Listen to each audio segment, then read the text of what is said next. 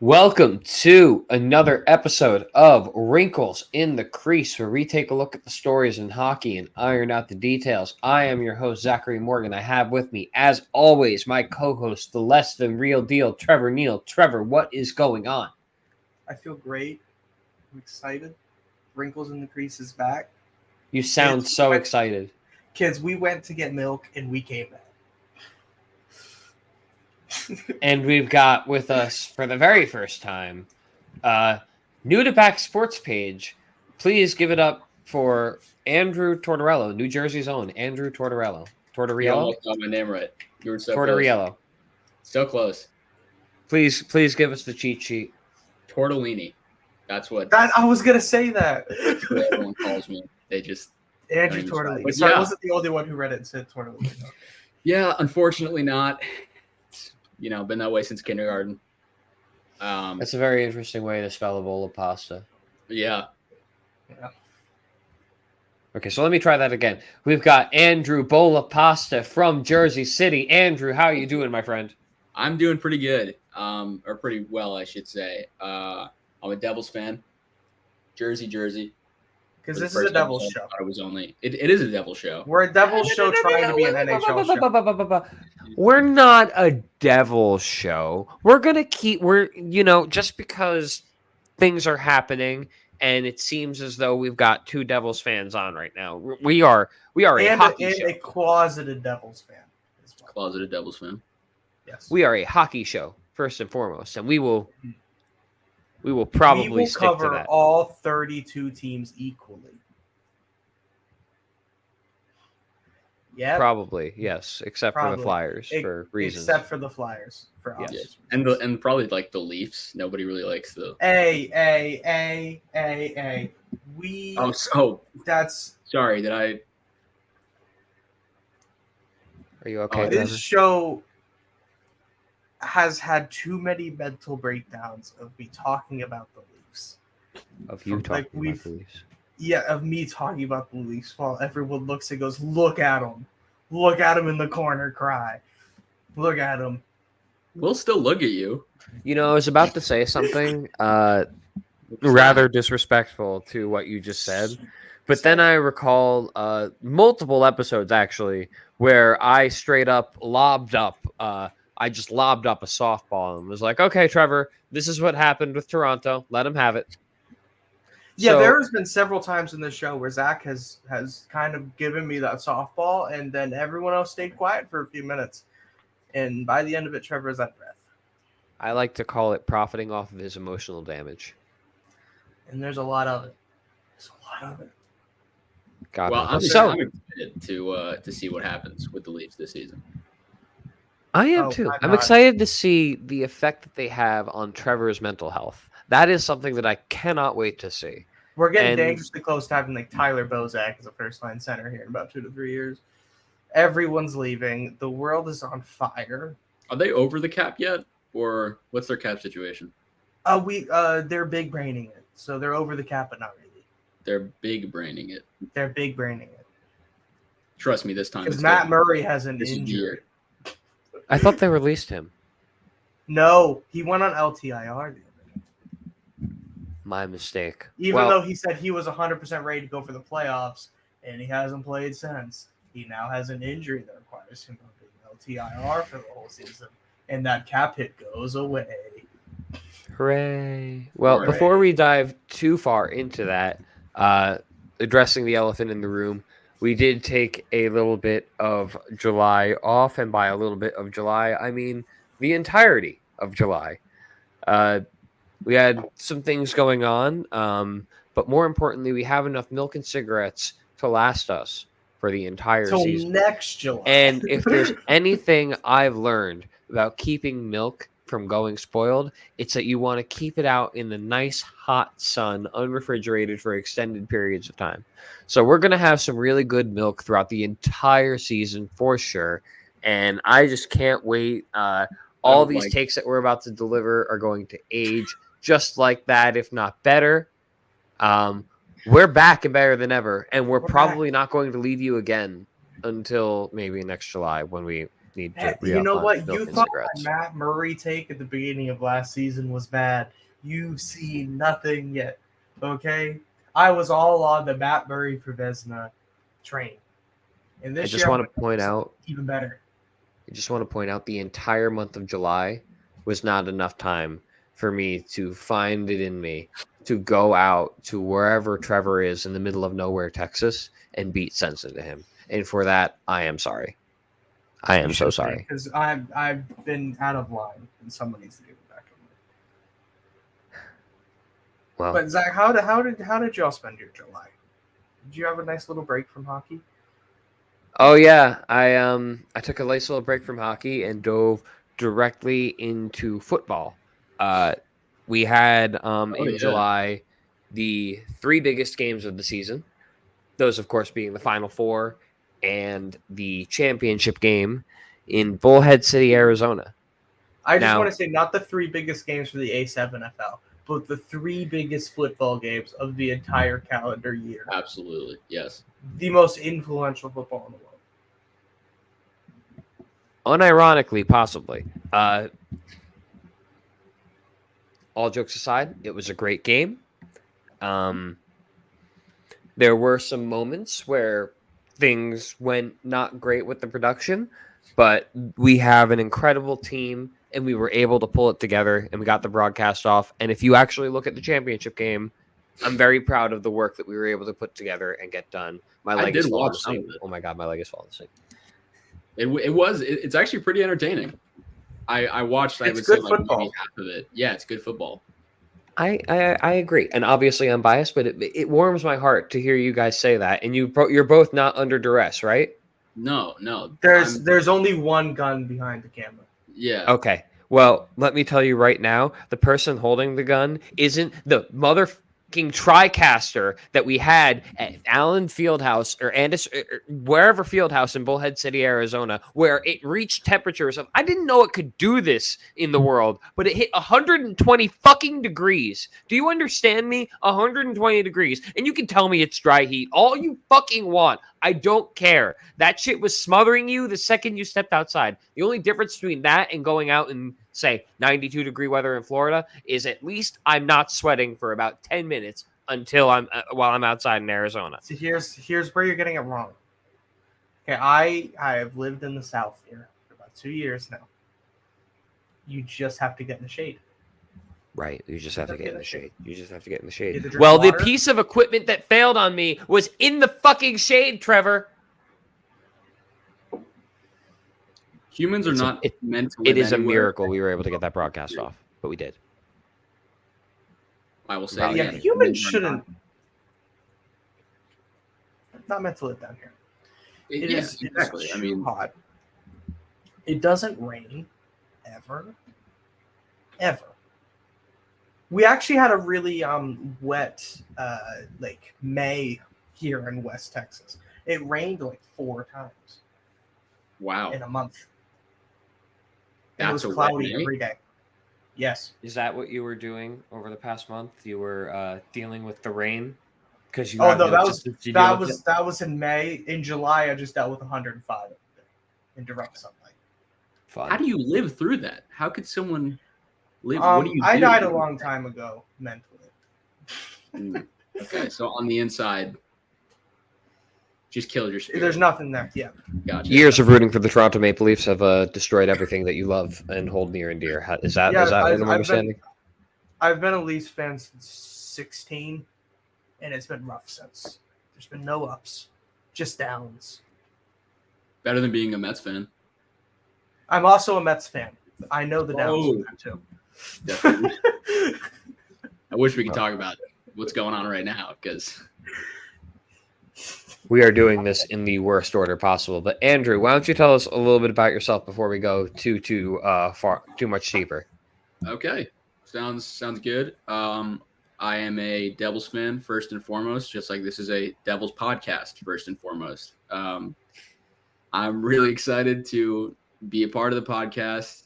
I'm interested in sports journalism, and I am using Back Sports Page as an avenue to kind of pursue that, see what I want to do. My basically my only sport is hockey, but I also like baseball. Go Mets. The Mets, go Mets. Love the Mets, baby.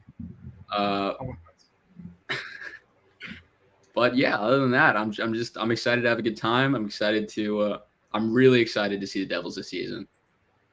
I'm just overall excited to be here. Yeah, no, the You know Devils why have we're excited about the Devil season, Zach?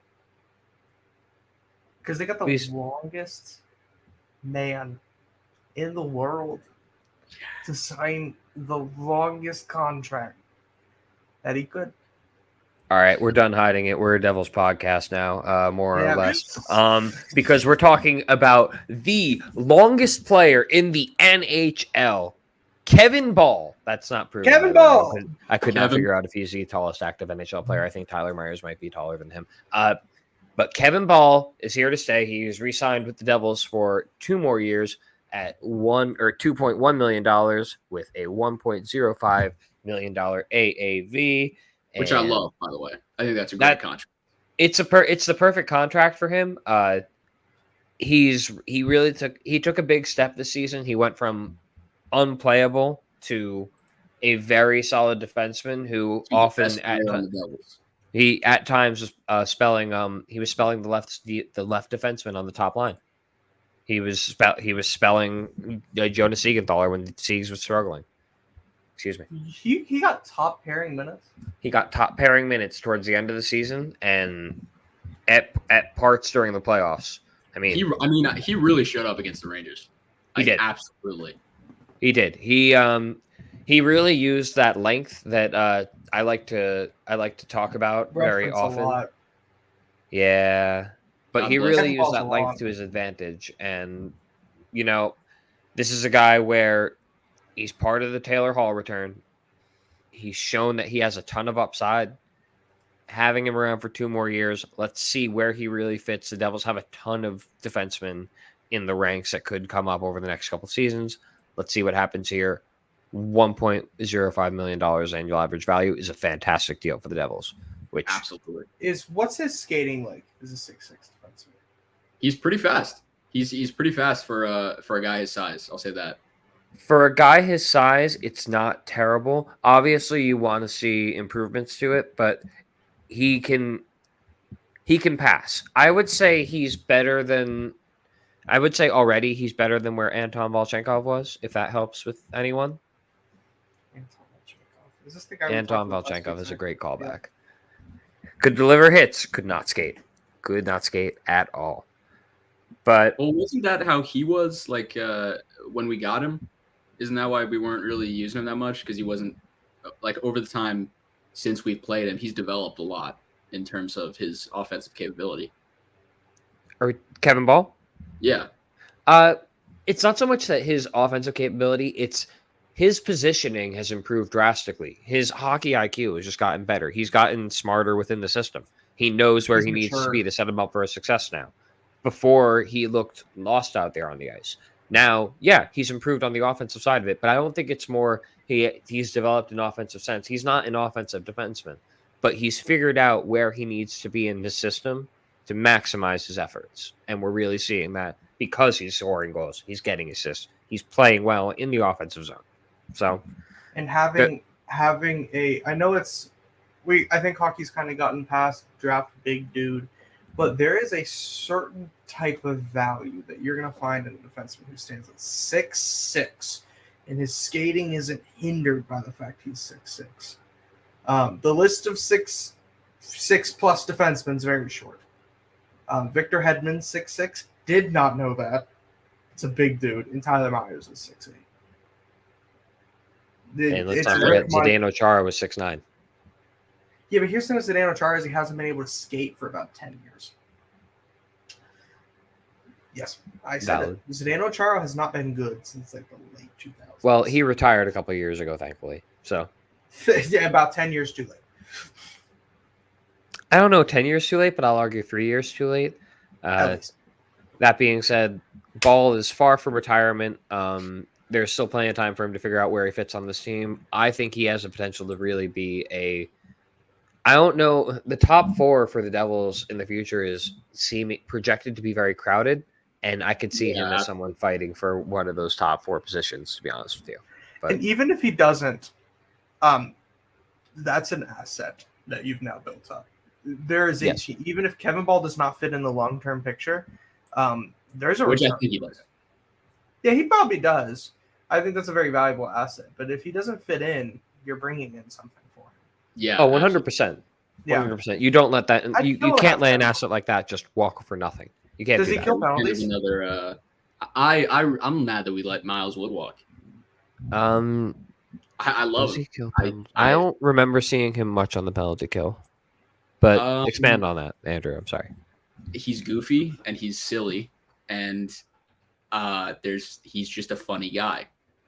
And I'm not sure if you've seen the videos. Yeah, Miles Wood. I'm not sure if you've seen the videos on Twitter of him dancing to Drake, but nothing to really do with hockey. He was not really a good player at all. It's not even that he wasn't a good player. It was just a move that was going to happen. He had moments where he played very, very well, but he hasn't been the same since he hurt his hip, and even before then, since he got one of his concussions after his rookie year. He came into the league with so much promise. He was this fast scoring player, and he wasn't afraid to drop the gloves. He always had something would always happen. And he would always lose a tooth. I think he showed Jack Hughes as dentist because he had a very good dentist. And wasn't Miles Wood the most frustrating player on the New Jersey Devils last year? He was extremely over the past few seasons. He was the most frustrating player to watch in Red and Black, without a shadow of a doubt. He kind of had that thing that Michael Grabner had, where he was too fast for his own hands, and better than that, he was more off. He was more likely to crash the net and put himself in the net than put the puck in the net. He had some moments where he looked good, but the writing was on the wall. Him and Damon Severson, they were getting moved this offseason regardless, whether it was walking in free agency or getting a trade. And the Devils did try and trade him, but ultimately I think he just walked. Well, I feel special that I got to see a Miles Wood goal in person? Yes. Not many people have. So you're in a group of select few. But Miles Wood got a great deal for himself. A better deal than pretty much everyone thought that he would get. 100%. The fact that he was able to pull out a 6-year deal just for longevity and the type of player that he is, the role he fills, good for him, good for his family. All the best to Miles Wood.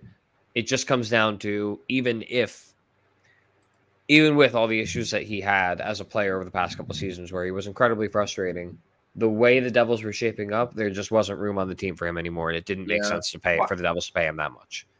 But Colorado's getting a potentially a hell of a player. Why are there so many of these, this free agency, I know this is a bit broader than just the Devils, had a lot of long-term contracts with low cap hits, and it's really weird to me. Miles Wood getting 6 by 2.5 is weird as hell.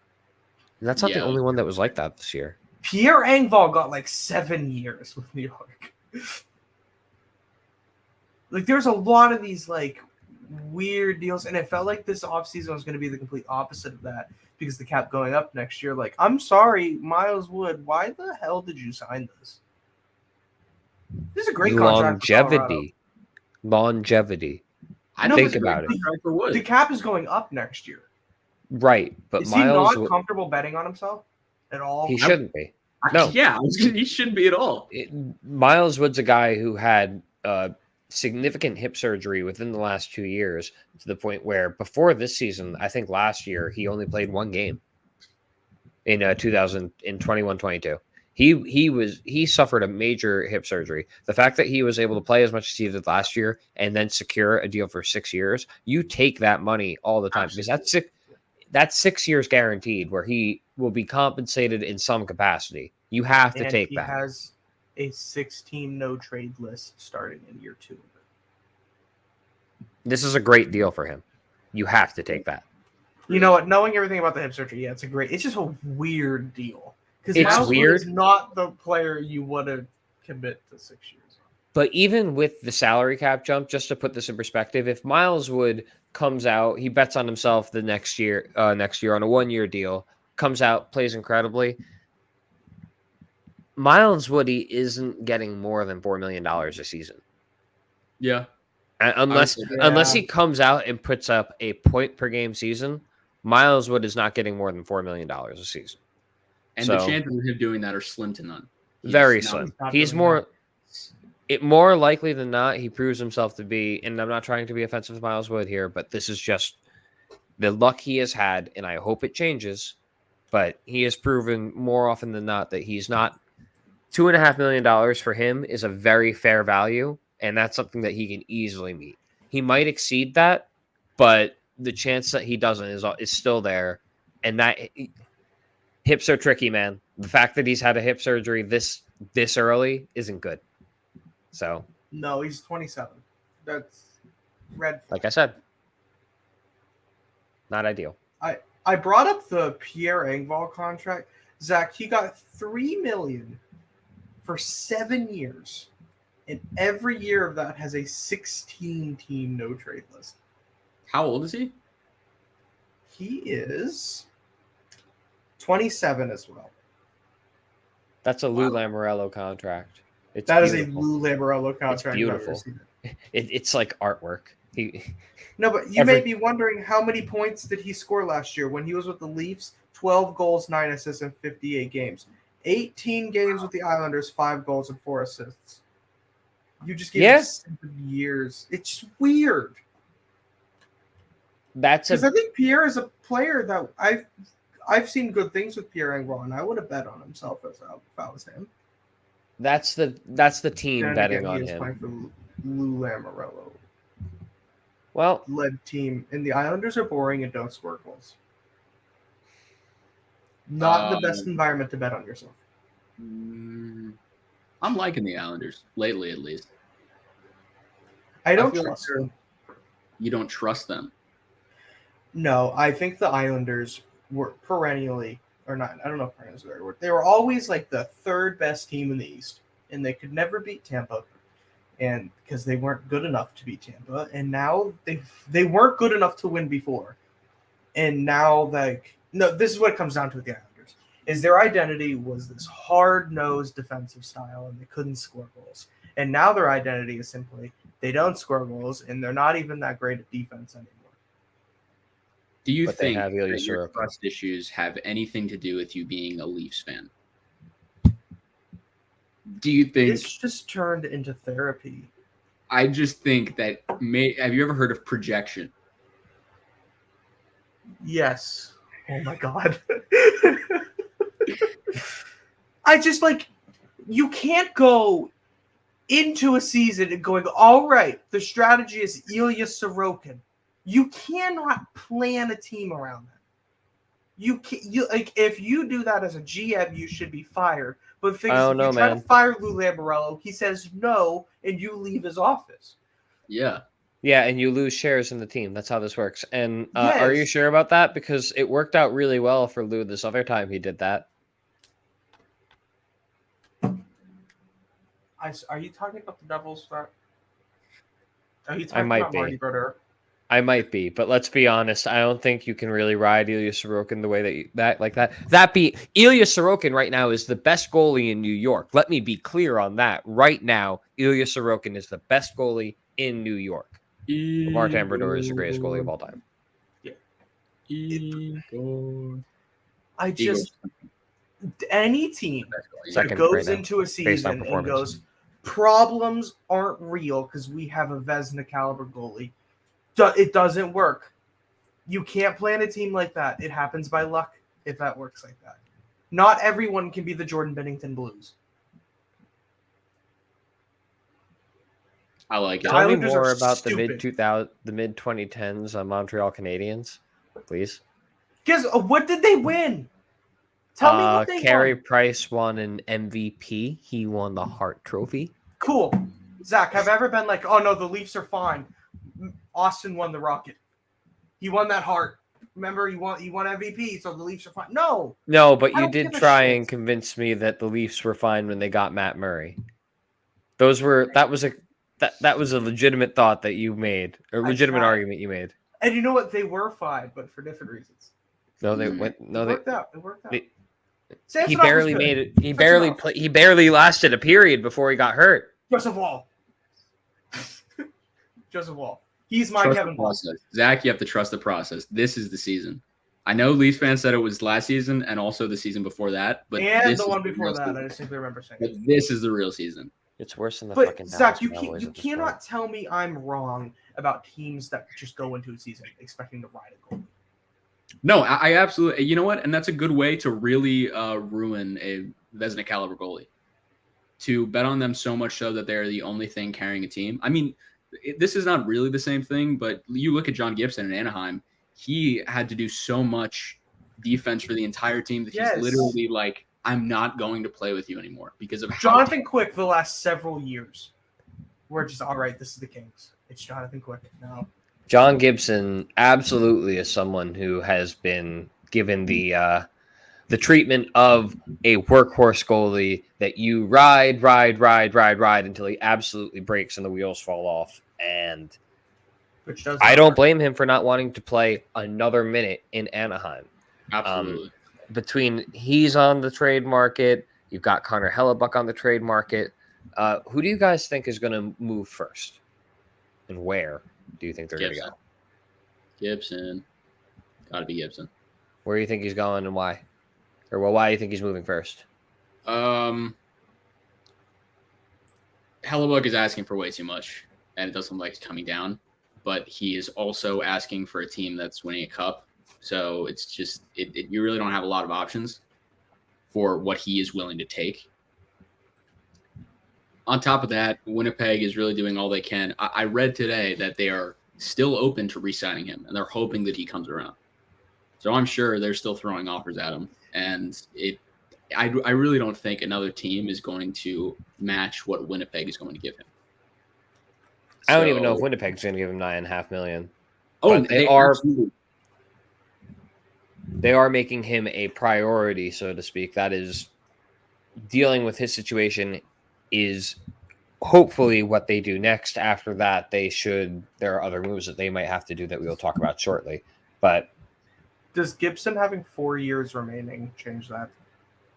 Gibson having 4 years remaining, I think, is what will ultimately slow this down to where Hellebuck is moved first. But I do think we'll see Gibson move before training camp starts. Hellebuck, it seems like he's either going to go to Buffalo or New Jersey, for better or worse. And both of those teams have the leverage over Winnipeg, where they don't need to give up the farm to get this guy on a rental deal, if they even can, if they don't have an extension in place before they acquire him. Zach, I wouldn't you know mind I seeing love him the in Buffalo. Devils, but I Sorry? really like him as a Buffalo Sabre. I really, really like him. I like him as a Buffalo Sabre as well. I think it fits.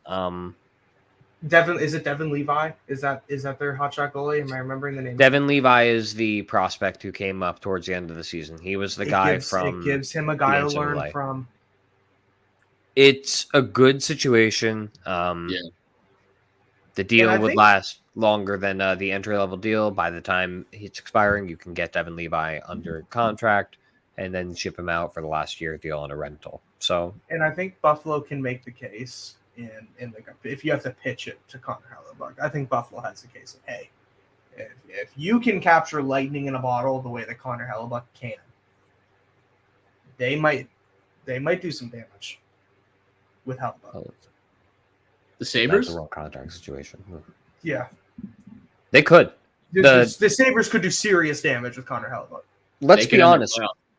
The Buffalo Sabres could very well be a playoff team this year. Connor Hellebuck They will joining be. that team would absolutely make them a playoff team. Yeah. You have to remember, Boston is taking a step back this year. There's no way around I it. think they take Boston's spot. I think it's hard not to. I think Buffalo's further along than Ottawa was, because there's a lot of people high on Ottawa last year, but I think they've gotten worse this offseason. Personally, actually, no, they got someone, didn't they? They got Tarasenko, Tarasenko, but they lost to Tarasenko. Brad. Yeah, so Yeah, so they didn't gain it. hit or miss there. But I really like Hellebuck to Buffalo. you now really have me wanting that happening.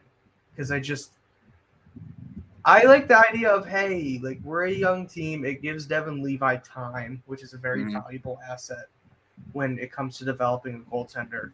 And you really can make the case of, hey, Connor, you're really good. We're kind of good. Let's mix it and see what happens. I would see him going to Buffalo more than Jersey. I don't think he goes to Jersey. Yeah. I just can't see the Devils giving up the assets necessary and then also agreeing to the extension for him. There are guys in the pipeline, and a good portion of the fan base, I'm not going to say a majority, but a good portion, is under the impression that Vanacek was more or less overworked going into the playoffs. And he looked as bad as he did because he was tired.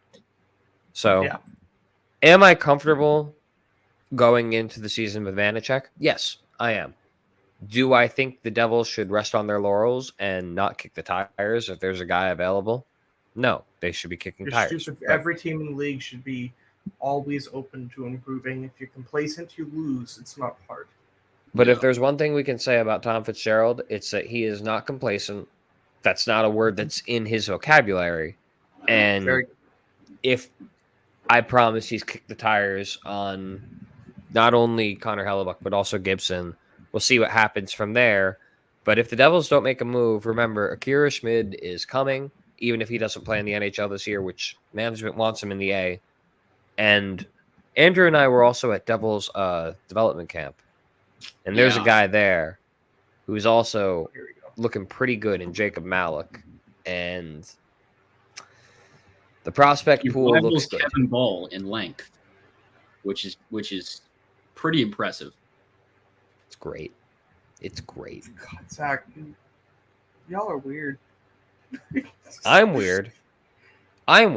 Well, let's talk about Pittsburgh here for a minute, because we got Kyle Dubas again trying to fit this mammoth contract into a poor cap situation, just like Toronto.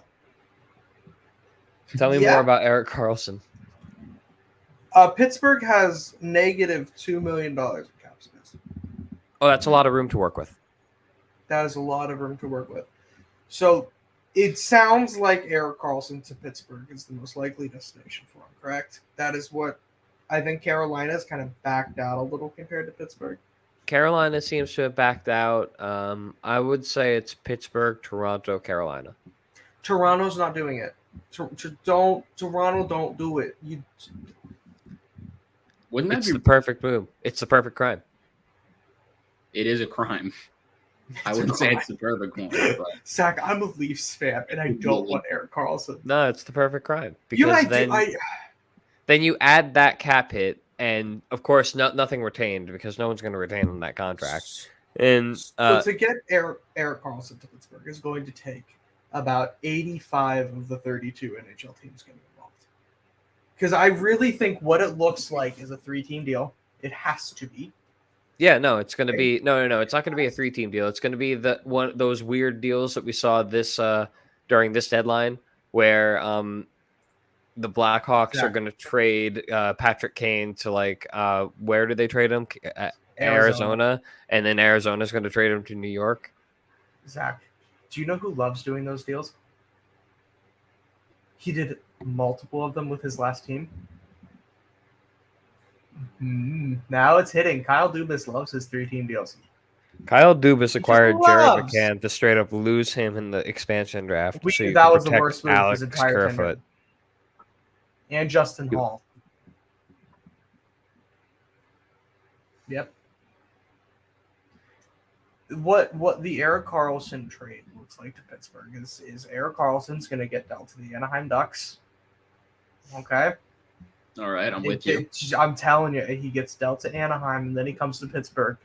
And this is where Pittsburgh's case for Erik Karlsson gets a little weird. Because in that trade, you were also going to have to get rid of Jeff Carter and Jeff Petrie in the same deal. You're driving a hard bargain here, Trevor. Yeah, so what Pittsburgh's going to have to do is somehow trade Jeff Carter and Jeff Petrie and get Erik Karlsson in return. But to what end? If they get Carlson, are they a cup contender? Yes, that Yes, pairing Eric I Carlson actually with believe Sidney that. Crosby, Evgeny Malkin, and they won't No, have Chris Jeff Carter Letang. anymore. Oh Chris Letang. no! Can't win a cup without Jeff Carter. LA couldn't. That's factual. That is factual. Yeah. But Look, here's no, the it thing will not with make them a cup Pittsburgh. contender. Not at all. Okay, Zach, I'm going to combat that. Are they a cup contender? No.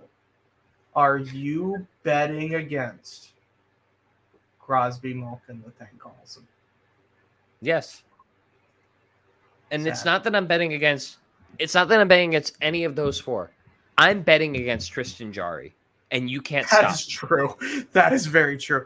But this is the first time in his career that we're actually going to see Crosby with proper rest in an offseason. He didn't have to play in the playoffs. He's going to be properly rested. That's true. And that hasn't been the case for a while.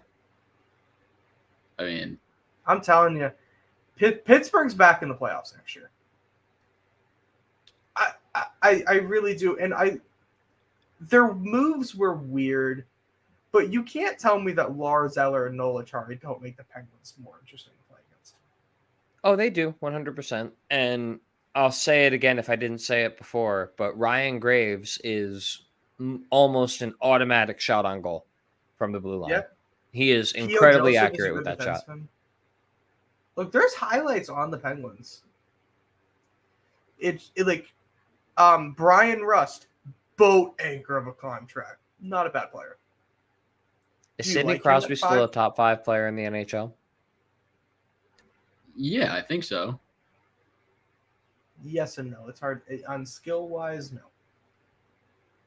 All Do you like around Sidney output. Crosby? Forget skill. All around output. What you get from the player, what he'll give you in the season. I say yes. There's no one better at the center position in his own zone right now. He will out-hockey you, and I don't know how to describe it better than that. He's smarter He may than not most players. outscore you. He is smarter than you, and he will do minimal effort to make you look stupid. He's smarter than you, and his legs are Scary probably friend. stronger than yours. Let's call it what it is. So His lower body is not human. no, he is not human. He is not he's human. got the plug-in.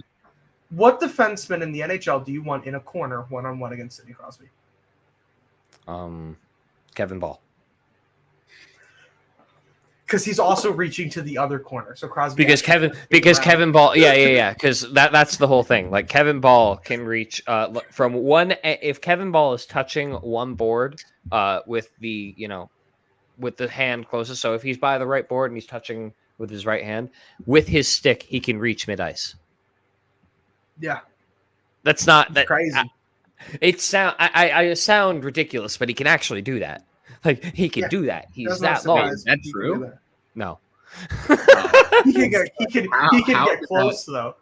I was like, Probably very close. Probably How could very that close. possibly be true. I don't know if he stretches enough, he might get. If he close. stretches out fully with his stick, like end of stick, I'm saying.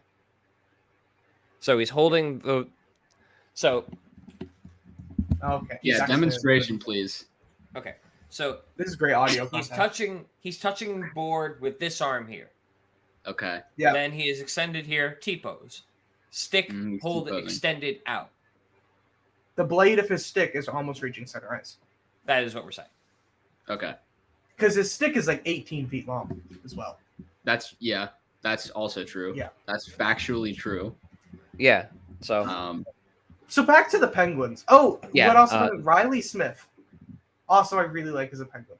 Weird that he's a Penguin. it's And weird. that It's they going to be only weird traded to a see third. him not in Vegas anymore. It's going to be very weird to see him not in Vegas anymore. Is it weird that we're looking at players and going, it's weird you don't play for Vegas? Have they been around long enough for that to be a thing? No. No. If they didn't win the cup this year, we could sit here and say it's weird that they're doing this, but they won a cup, and we were saying it's weird Nothing that they're doing matters. this a couple years ago. So Nothing matters. look, they know what they're Basketball. doing. They've Yeah, earned the everyone right. They've matters. earned the right to do it without question this year. I'm sorry, Andrew. You were saying? Yeah, I mean, no, I was gonna say the exact same thing. You wouldn't have that attitude unless Vegas wins a cup. But man, this year's Stanley Cup playoffs was not. Was really not fun to watch. At least the finals, for me at least. Yes, that's what our entire last episode was just me just bitching that the playoffs are boring. Playoffs are fantastic. Yeah. I wouldn't trade the first round for anything in the world. Oh, one of the best first rounds in recent memory. Absolutely. Yeah. But it just kind of from then on, it was just bad. It was just really bad. Yeah. Well, speaking of the first round of the playoffs, we did see a player make their apparently last appearance ever in the NHL in the first round this year, and surely not the way he wanted to go out. Patrice Bergeron announced his retirement. Pandemonium has ensued, of course. Fans were angry that he was delaying his decision and announcing his decision because it hampered the Bruins' ability to make decisions. But this is where they're at. Bruins fans? To the Bruins fans that are legitimately complaining about Patrice Bergeron delaying his decision, go fuck yourself. Oh no! You can't. How long has he been your captain? He was like 19 years or 15. I forget, but a really long time. He was when did Char leave? Mr. Boston. When did Char leave? That's how long he's been. He was named 19. Captain immediately after. Over a decade. And he was a captain before then. Boston had 2 captains. I can accept Patrice Bergeron. Okay? He's one of the best.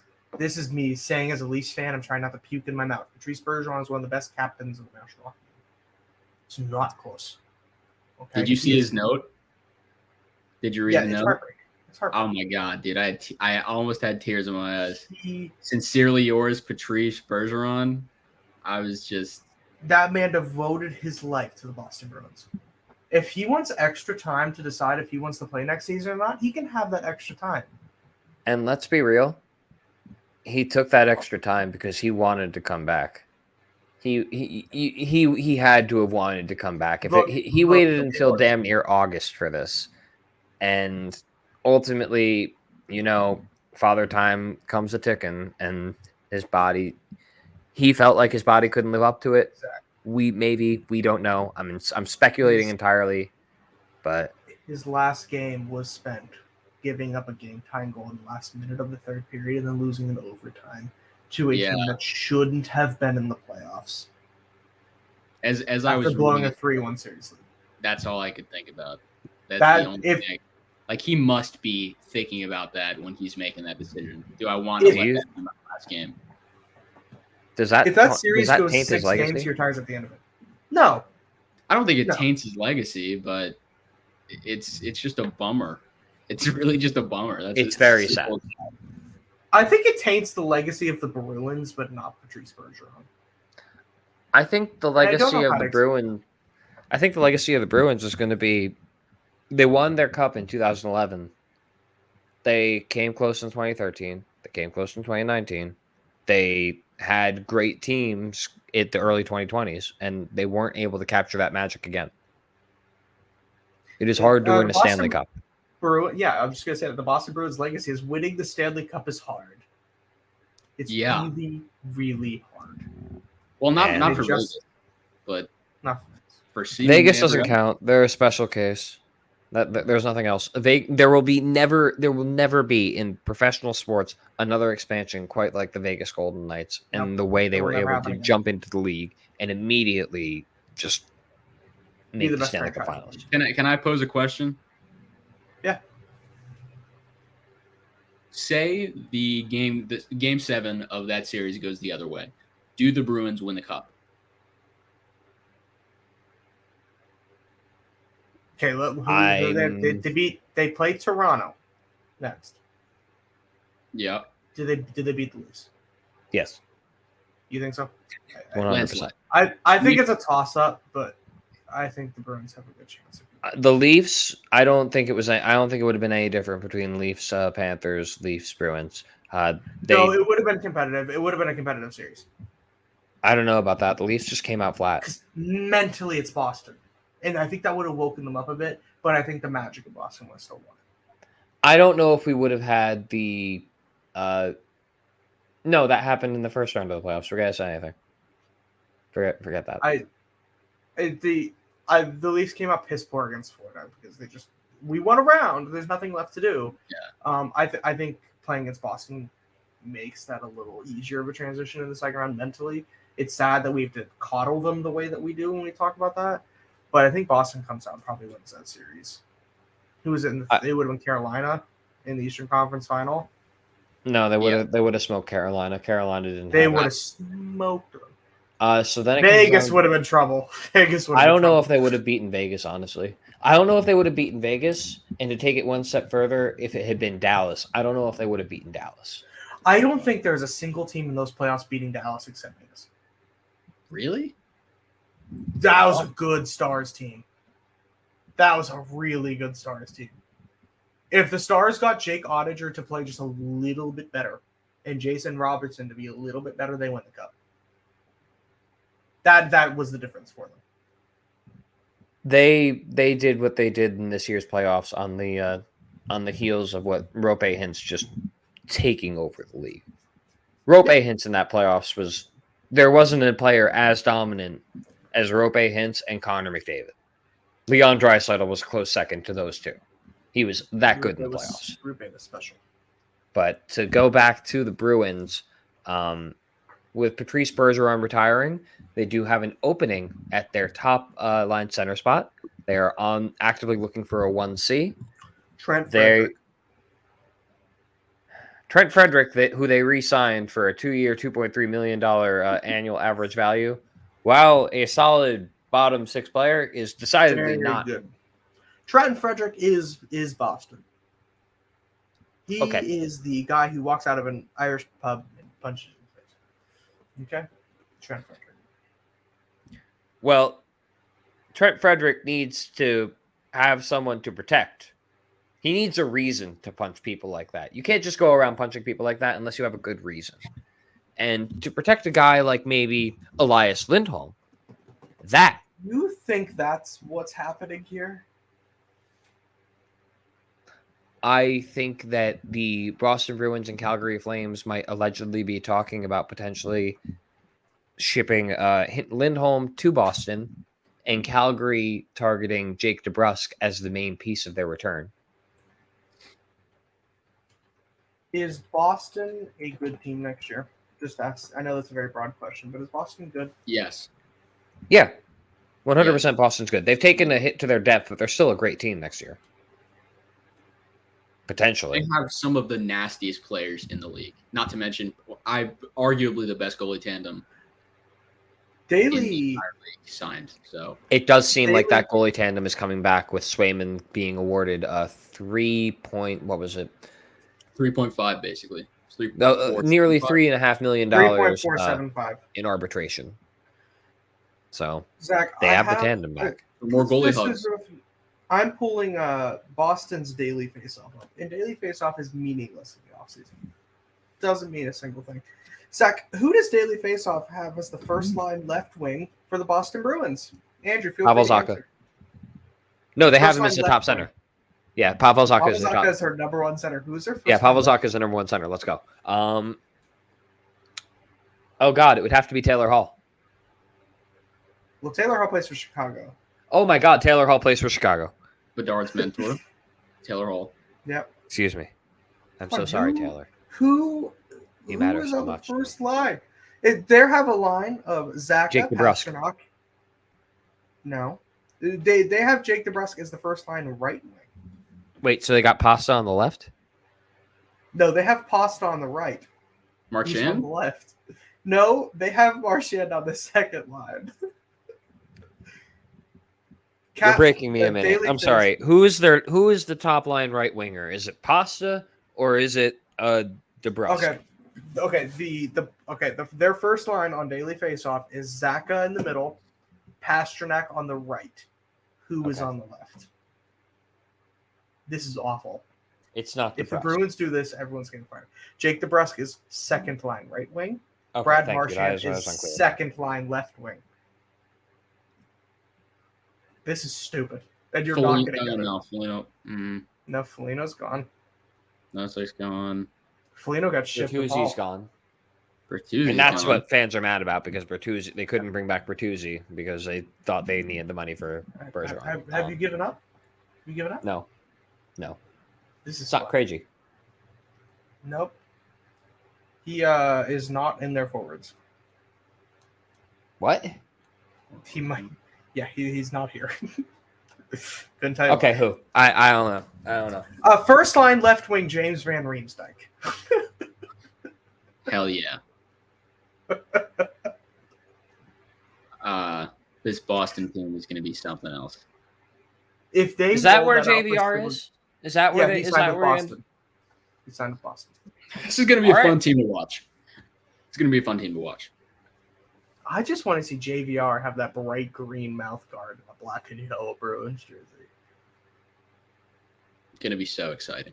Truly. I'm going to be honest with you. I really hope Boston loses because I want the city of Boston to experience pain. Yeah, you know what? Boston sports needs to feel pain for once.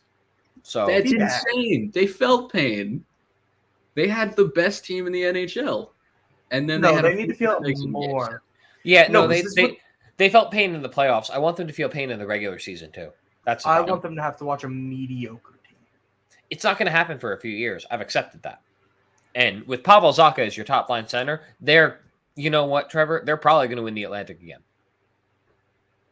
They will with JVR playing with Pavel Zacha. I'll tell you that. Yo, JVR and Pavel Zacha is JVR going to be. Is gonna park his ass in front of the net and score 45. It's going to be so electric. I swear, if that actually ends up being electric and we have to seriously, unironically bring this conversation up about how we called Pavel Zacha and JVR being the combination platter to set up all of the pasta goals. This time next year, we're going to be sitting here saying, I can't believe Boston took the cup. I'm going to find and I'm gonna be so pissed The off. highest scoring duo in the NHL. Are they gonna do what Tampa did after losing to Columbus? Because I swear to God, Zach, I'm changing to football. We're covering college football. Go Sooners. You know what? They might. And to make things even better, what are the chances Patrice Bergeron pulls on Mike Fisher and comes back to the team like in February or March? That would make me Is there anything in the CBA saying he can't do that? I don't think so because all they did was extend their most recent CBA that they said they were never going to extend because the NHL Players Association has a great backbone. I am so angry at the Boston Bruins deadline acquisition being Patrice Bergeron. It's likely. Like, we can't rule that out. That's the problem. It might happen. It very well could happen. He just needs extra rest. If he wants to play, he's just going to take an extra few months. interesting. I would like that. Zach. That'd Oh, be no, cool. I would not like that.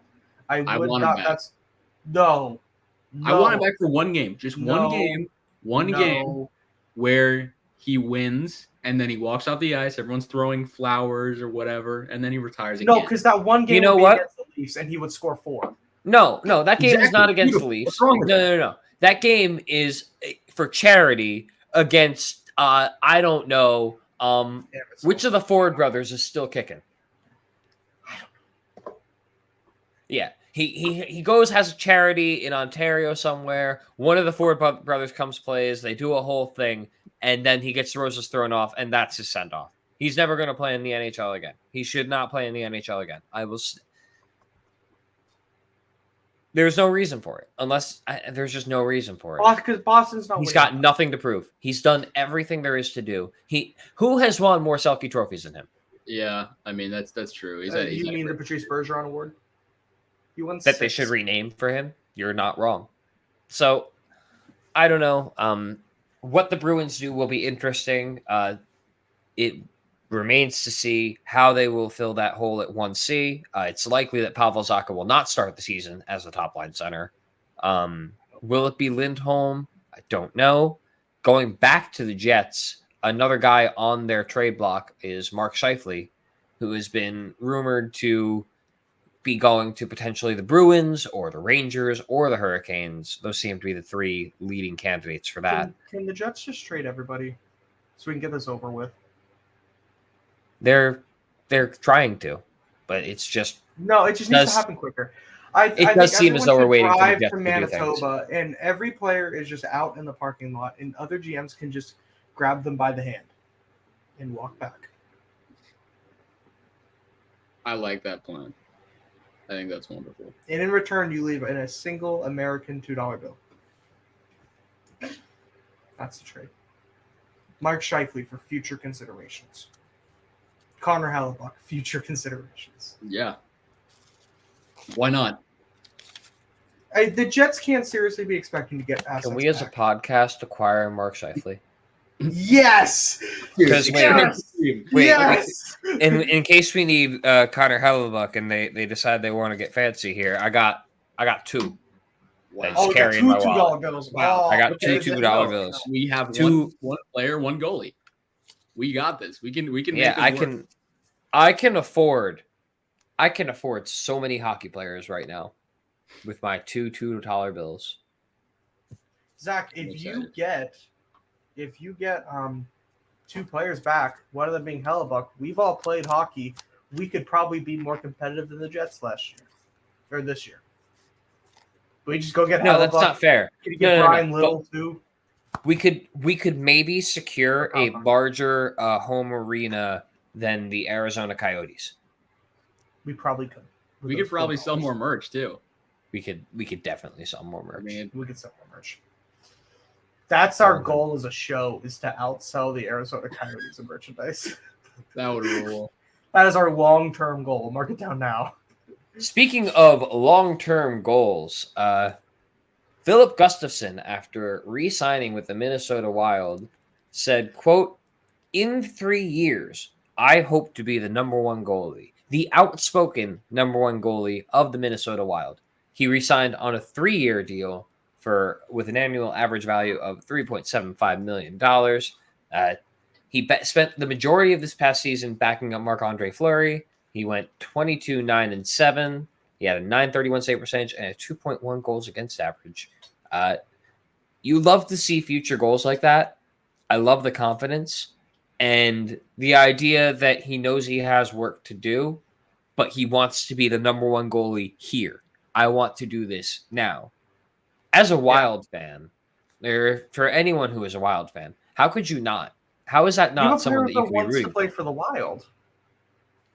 Someone You wants to stay and be successful there. I want this guy to succeed for the Minnesota Wild Yeah. because it seems like this is what he wants, and it seems as though he's going to put in a lot of work to do it. He knows what The needs Wild to happen. just get the two most likable goalies in the world. It really does make or break a team, though. When players want to stay, when players want to win with that team, that's how you know. I mean, That is what made New Jersey good this year. exactly. I was just going to say, want when we to be got there. Dougie, when we got Hughes, when we have them signing long contracts, it proves that Timo New Meyer Jersey's- left money on the table to stay with the Devils. Jesper Bratt did what he could to stay with the Devils. I don't know if he left money on the table, to be honest with you. Eric Holla made himself a priority and said, "This is where I want to be." So I can 100% get behind that. 100%. But that's how you know. That's how you know good things are happening behind the scenes. When you have an organization where the management and the players are so close and they want to work together, I mean, that's how you know it's a good environment. And they got Kaprizov as well, who very much wanted to be there long term. He signed that 8-year deal. Look, the Wild might be fun.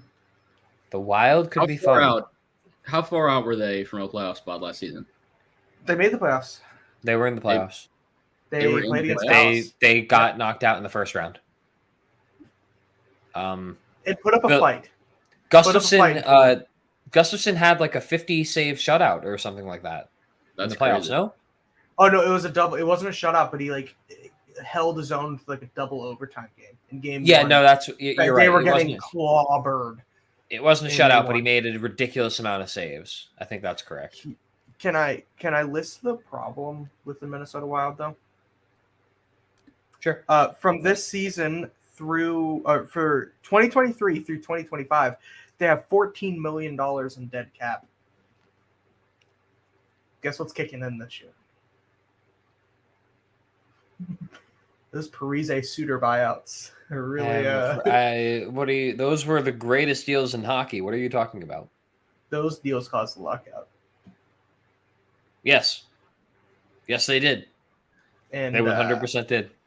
Zach, that is That and the no. That one and the Kovalchuk contract. Do not disrespect the 17-year, $102 million masterpiece that cost the Devils. No. That was the 15-year, $100 million contract. I'm sorry. Because the Devils got because you have to remember the Devils got punished for trying to break the cap with the first Kovalchuk extension, and then the actual one that they just got. He retired. He retired. He retired. I'm sure he retired. I'm sure he wanted to retire. That was such Andrew. Such a stupid punishment. Yeah. The way that what is I want to know this. What is the most dead cap an NHL team has ever had? It very well could be the Minnesota Wild with the Patrice and Suter contracts. Those are absurd. I was at a New York Islanders Dallas Stars game last year, in which someone tweeted the Minnesota Wild are paying like $14 million for this game. Like, that's not good. Bill Guerin made the right decision buying those contracts out. But oh my God, they should not have been signed. No, they should not have been. No, they should not have been. Sometimes I forget that Ryan Suter is actually a good defenseman at one point because of how bad he ended up being. He's not. He's somehow more serviceable than Patrice right now. Zach, I think you're forgetting what Ryan Suter was like in those playoffs. He single-handedly cost them 2 games against Vegas. Also, quick shout-out to Bill Guerin, who left the Boston Bruins in free agency in 2002, and that led to the Bruins getting a compensation pick in the second round in 2003 that turned into Patrice Bergeron. Hell yeah. I forgot that was a compensation pick. That rules. Yeah. Compensation picks were a good time. Do they do those anymore? No, not like that. No. Although it would be interesting if the Rangers would have gotten a compensation pick for Vladimir Tarasenko because they got him at the deadline. Ooh. And then he walked to the Ottawa Senators on a 1-year, $5 million deal. Is that how it worked before? If you had a Yes. player come on with a rental, you got a compensation? If you lost him in free agency, yeah, you would get a compensation pick. Depending on certain things. So it worked like a really, really weird offer sheet. Kind of. But only with rentals. It was an easier to understand version of how the NFL does it, if that makes sense. Yeah. There was clear-cut criteria per player that would determine what pick went where. Yeah. Is the sole purpose of Tarasenko signing in Ottawa to sell tickets? No. It's what's to win? keep Brady Tkachuk happy. Okay. You have to keep Brady Tkachuk happy.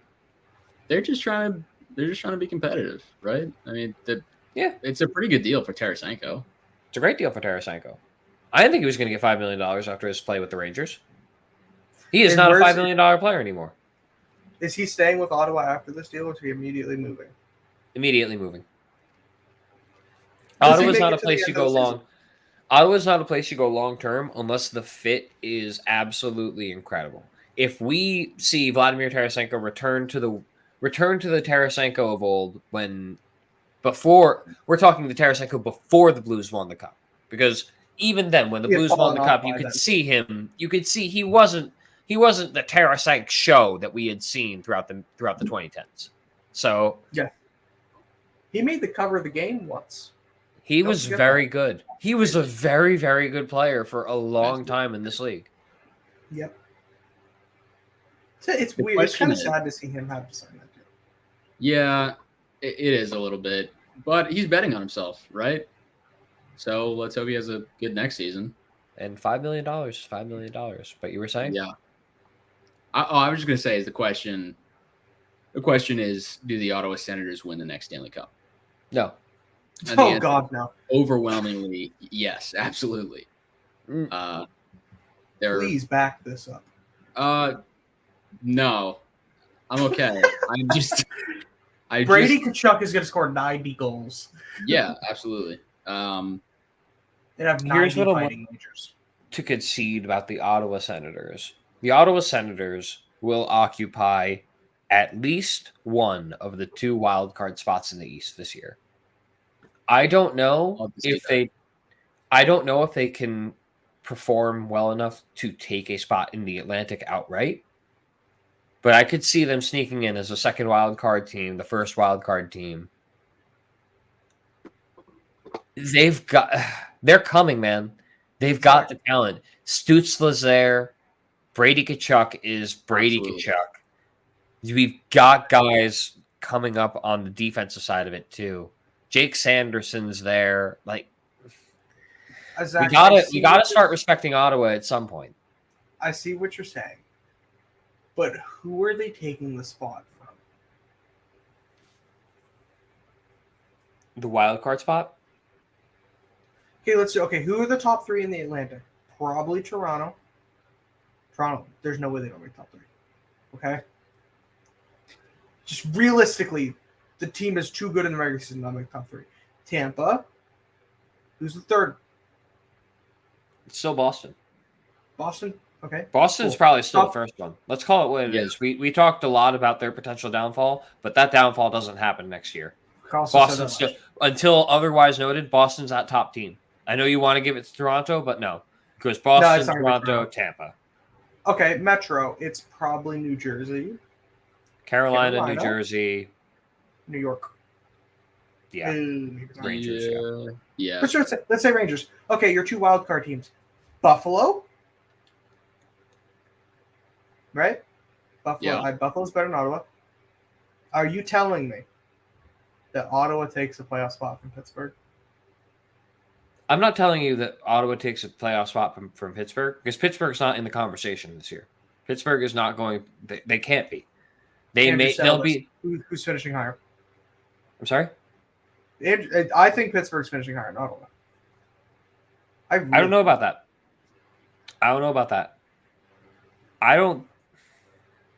Okay. I don't know if Pittsburgh finishes higher than Washington this year.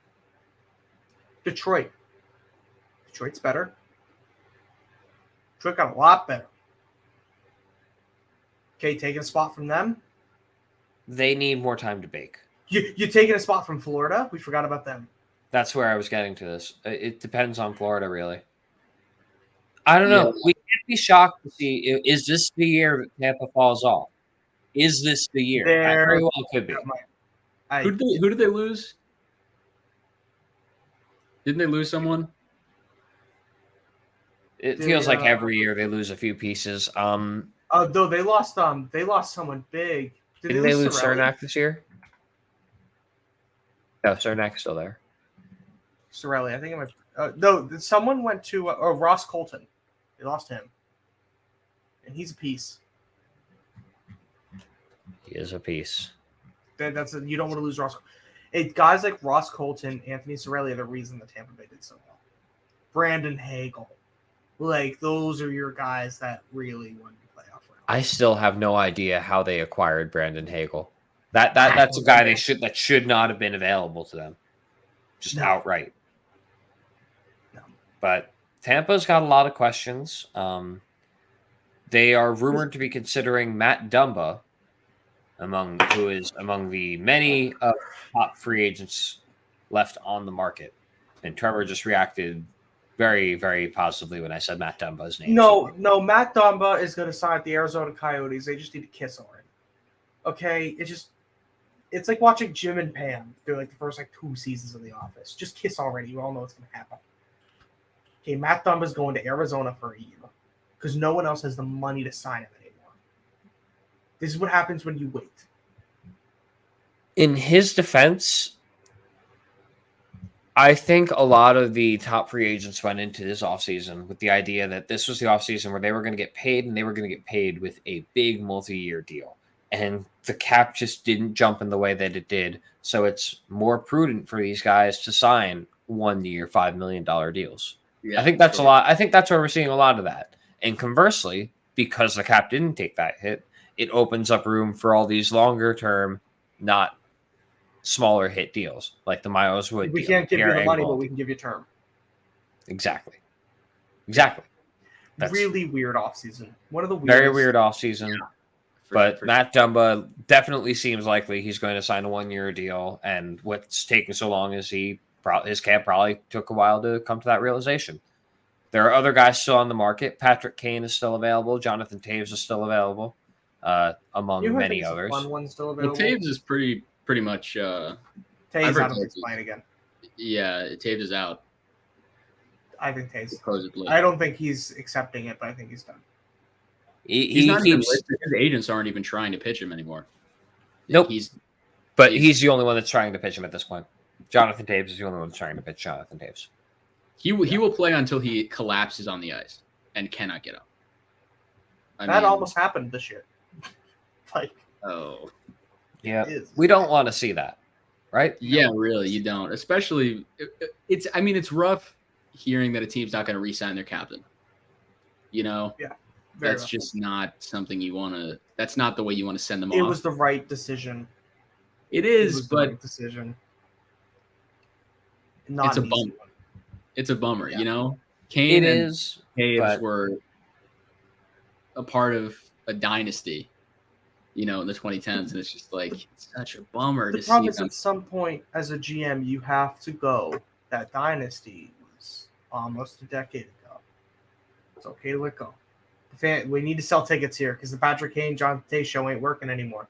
Yeah, You know Yeah, what? stop. And taking it even further than that, the off ice situation, those cups will always have the stink of the Kyle Beach case against them. And with everything being the way it is, you can't blame Chicago for wanting to completely change face. Patrick Kane and Jonathan Taves were the two holdouts left from that era, from that incident. And to allow them to move on is to allow the franchise to attempt to really turn a page. It's you almost have to say at some point there's no one left. You have to say that at some point. yeah, And it almost the sooner the better to say, okay, there's no one affiliated with this organization that was affiliated when that happened. This is a completely new organization. We have to say that at some point. Jonathan Taves was just the last domino to finally fall, and I think Taves honestly saw himself retiring as a Blackhawk. With how much Kane wanted to go to New York, I don't think he thought that. I think Kane really wanted to be a Ranger. yeah. But Jonathan Taves wanted to retire in Chicago. It's kind of sad he doesn't get to.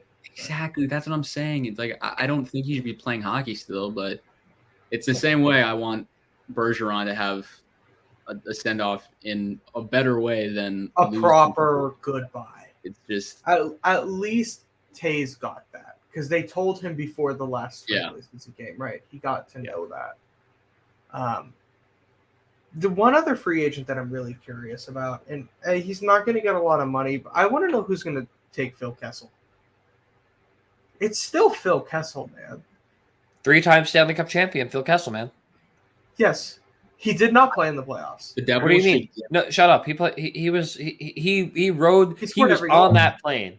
Hey, Trevor, how many hot dogs have you eaten out of the Stanley Cup? Yeah. That is very true. He's eaten infinitely more hot dogs out of that cup than you have. All right. Yep. So I don't know. You got to be doing something right to win 3 cups. There's some teams like Phil. You don't have to play 5-on-5. That takes too much skating. You don't do that. Okay, you want to come play on the power play and score a few more goals before you retire? Hell yeah. That's all you got to do, Phil. It's a shame That's all the you gotta Devils are. do. It's a shame the Devils are built on this whole speed thing, because it would be a lot of fun to have Phil Kessel on the power play and only the power play. But watching him try and keep up with Jack Hughes and The thing is, Phil wasn't slow. he wasn't He was slow, quick. but He was fast when he was with Pittsburgh. That's gone. But if you look at his face, every time he moves fast, you can see pained reactions in his face. And I'm not even trying to imply that he's out of shape. He's just got, when Nikola Jokic is on the court and he is exerting himself, you can see the struggling in his face. Phil Kessel has the same type of You've heard the Phil Kessel gym expression. stories, right? Andrew, have you heard the gym stories about Phil Kessel? Phil Kessel is the greatest Oh gym my athlete of all time. god. I think it was when he was with Vegas that they told these stories. Or maybe it was, I don't know, doesn't matter. That they were apparently supposed to be having an off-ice gym session, and Phil Kessel was, swear on my life, sitting in the corner reading a magazine. Like Phil Kessel does for every off-ice gym session, and one of the other players was getting fed up. It's like, Phil, this is a team event. What the hell are you doing? So Phil walks over to an exercise machine, does not stretch, does not warm up, breaks the team record, and then sits back down with his magazine. That's incredible. Apparently, he is an animal in the gym. He just doesn't work out. Oh my god, that rules. And apparently, it turned into the reason that he was traded for Pittsburgh is his problems with Mike Sullivan, because Mike Sullivan would not allow sodas in the locker room, and Phil Kessel got sick of it, and that caused a rift. That is a real thing. I love him. I love him. It's like, he deserves every Kessel an athlete? Yes. Is he the least athletic athlete humanly possible? Maybe. He might just be a dude. Like, he's just a dude. Never forget, he's just a guy, dude. Never forget when they found out Phil Kessel was drinking blue Gatorade like water, and not drinking water at all because, quote, he didn't like the taste. Yes. He didn't like the taste of water. Throughout the majority of his NHL career, he just drank Gatorade. I like it though, because I feel like I'm being represented in the NHL. And that's cool. He's just a normal guy. He's a guy who would play beer league hockey if he wasn't getting paid millions. He'd just be going out there, having a couple beers. He does not give a shit. And it's so funny how little he gives a shit. The one document that I don't ever want to see in my lifetime, because it will just be, it'll be finding out that Santa Claus isn't real for me, is seeing the results of a Phil Kessel physical. I don't want to know. As far as I'm concerned, Phil Kessel is the pinnacle of human health, and perfection and athleticism, and he's great. My favorite thing about his stick. What do you think the team physicians say to him? I don't. We don't know, man. We don't know. No, I don't think they speak to him. I don't think Phil Kessel has ever acknowledged a team physician once in his life. He's never been hurt. The closest he's been to hurt is when he had testicular cancer. He literally felt a lump on his balls and went to the team physician. I don't think he's talked to one since. And that was in 2009. Well, can you blame him? He went to a team physician and they took one of his balls. Oh my god. Wrongfully. I think that's about all we have tonight. Andrew, thank you so much for joining us. Tell me, where can we find you on social media? I am at Lindy Buff on pretty much everything: YouTube, Twitter, Instagram, all of it. Fantastic. And Trevor, thank you so much as always. Until next time, guys, take care. Enjoy the rest of the offseason.